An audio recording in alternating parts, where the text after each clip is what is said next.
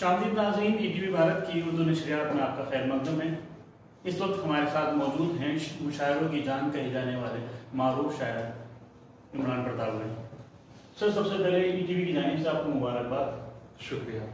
आज minority department है, उसमें आप ओहदा संभालेंगे, तो क्या कुछ आपकी जिम्मेदारियाँ रहेंगी और क्या कुछ आप प्रायोरिटीज़ को लेकर काम कर रहे हैं? देखिए, माइनॉरिटी सेल की एक बहुत बड़ी जिम्मेदारी पार्टी आला कमान ने मुझे सौंपी है, कांग्रेस नेतृत्व ने। और मैं माइनॉरिटी के लिए पूरे देश में मुसलसल पिछले 12-13 साल के अपने जो सफ़र है, जो मुशायरों के बाहर जो मेरे प्रोटेस्ट की ज़िंदगी रही है, उसमें लगातार आवाज़ उठाता रहा हूँ। उनका कोई भी मुद्दा हिंदुस्तान में शायद ही ऐसा हो जिस पर मैं मुसलसल बोलता ना रहा हूँ। तो अब मुझे एक प्लेटफॉर्म मिल गया है, बड़ा प्लेटफॉर्म मिल गया है। मुझे आसानी होगी अपनी आवाज़ को और ताकत के साथ जुल्म करने वालों के सामने उठाने के लिए। तो मुझे खुशी है कि पार्टी ने मुझे इतनी बड़ी जिम्मेदारी सौंपी है। माइनॉरिटी सेल बनाया गया है, उसके जरिए लगातार ये कहा जाता है कि पूरी तरह से काम नहीं हो पाता है, जो काम होना चाहिए वो नहीं हो पाता है। तो आपकी तरफ से क्या इस तरह की बातें सामने आएंगी? देखिए, किसी एक शेर है कि हर एक उम्मीद को दरकार है जरखेज मायूसी, उजाला रात में होता है जुगनू में नहीं होता।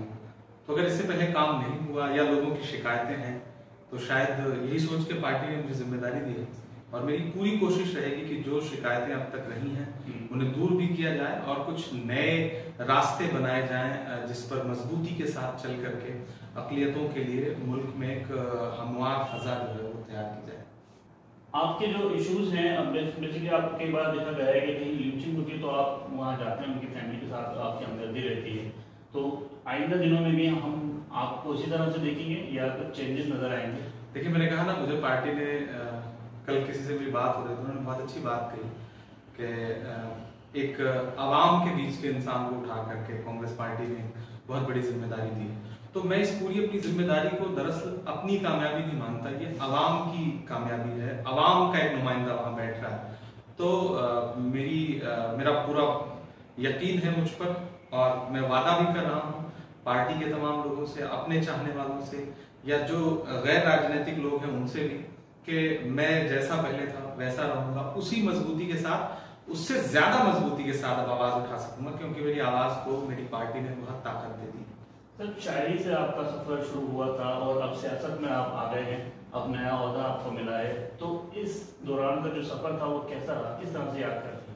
देखिए, आप मेरी पूरी शायरी उठा के देखेंगे तो मैंने जुल्फ आंचल की शायरी नहीं की, मैंने हमेशा जो है वो मुद्दों की शायरी की, मैंने प्रोटेस्ट की पोएट्री की। लोग कहते हैं कि मैं आंदोलन का शायर हूँ, तो मेरे मुद्दे वही थे, सामाजिक सरोकारों से जुड़े हुए, इस मुल्क की अक़लियतों के ऊपर होने वाले जुल्मों के खिलाफ मेरी नज़में रही।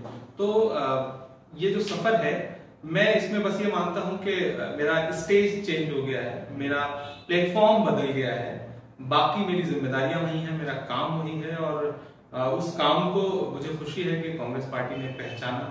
और मैं राहुल जी से लगातार मुतासिर रहा हूँ और उनसे मिलने के बाद 2019 में जब मैंने कांग्रेस पार्टी ज्वाइन की, तो मैंने सोचा था कि इस नेक इंसान के साथ मिल करके बहुत काम करना है मुल्क में, मुल्क के सेकुलरिज्म के जो पूरा ढांचा है उसे बचाने के लिए, मुल्क के आईन को बचाने के लिए। तो उस लड़ाई में अब मैं और मजबूती से लड़ूंगा। सर, जिस तरफ से आपको जब से माइनॉरिटी सेल का चेयरमैन बनाया गया है, उसके बाद से लगातार बहुत सारे लोग आपको मुबारकबाद पेश कर रहे हैं, वहीं कुछ लोग सोशल मीडिया पे आपके खिलाफ भी बातें कर रहे हैं, उन पर आप क्या कहना चाहेंगे? देखिए, मुझे अभी तक मेरे पास ऐसी कोई आवाज़ पहुंची नहीं, क्योंकि पूरे मुल्क और मुल्क के बाहर भी रहने वाले हिंदुस्तान के लोग मुसलसल दुआएं दे रहे हैं, सोशल प्लेटफॉर्म हो या मेरी फ़ोन कॉल हो, भरा पड़ा है। मैं अभी उन्हीं को जवाब नहीं दे पा रहा हूँ जो मुझे मोहब्बत दिखा रहे हैं, जो मुझसे मुझे मुबारकबाद दे रहे हैं। बाकी जिन्हें शिकायत भी होगी, मैं उनसे ये कहूँगा कि आप इतनी जल्दी जज मत करिए मुझे, मैंने अभी चार्ज भी नहीं संभाला है, मुझे 1-2 महीने काम कर लेने दीजिए, फिर अगर आपकी कोई शिकायत रह जाएगी तो गलती मेरी है, मुझे मौका तो दीजिए एक बार। माइनॉरिटी सेल का अपना ओहदा संभालने वाले हैं, लेकिन हाल ही में एक मुद्दा सामने आया है, सेंट्रल विस्टा के जरिए 4 मस्जिदों को नुकसान पहुंचाने की बात कही जा रही है और कहा जा रहा है कि शायद उनको शहीद कर दिया जाएगा, उस पर आपका क्या स्टैंड रहेगा? देखिए, माइनॉरिटी सेल की जिम्मेदारी है कि इस तरह के मसलों पे पुरजोर तरीके से खड़ा हो और पूरा माइनॉरिटी सेल आज़ादी के पहले, आज़ादी के बाद जो भी इस तरह की मस्जिदें या और कोई इबादत गाह, कोई मंदिर है, कोई मस्जिद है, सेंट्रल विस्टा प्रोजेक्ट में नरेंद्र मोदी जी जो अपना महल बना रहे हैं उसमें किसी इबादत गाह को ढहाने की इजाजत नहीं होगी, और उसके लिए जो लड़ाई हम सबको लड़नी जरूरी होगी वो हम लड़ेंगे। बहुत बहुत शुक्रिया सर ईटीवी बात करने के लिए। शुक्रिया।